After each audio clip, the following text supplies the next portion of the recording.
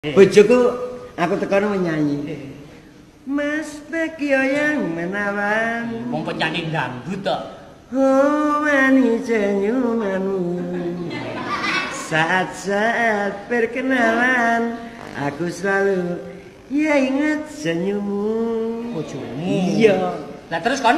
Aku yang imbangnya aku ya pelawak ya penyanyi. Iya. 5 menit lagi ngek. Sik tabak kok gawe nyek-nyek barang sih. Iku isyarat nek gak tanene. Bojoku dublek e. Mulane pakai bahasa isyarat to iku, Bang. Mertua lanang dadak teko mburi omah.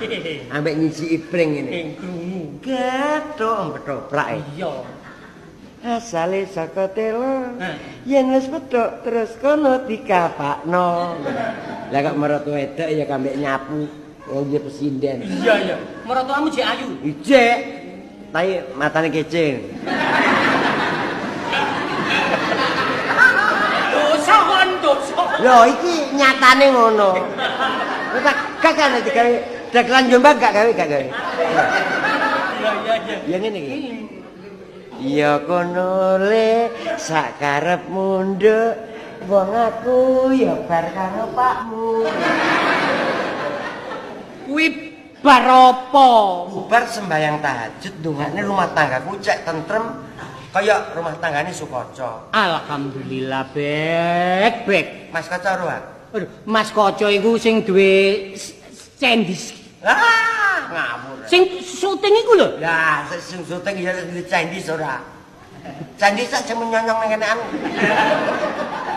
Sing syuting iku jenenge cendis.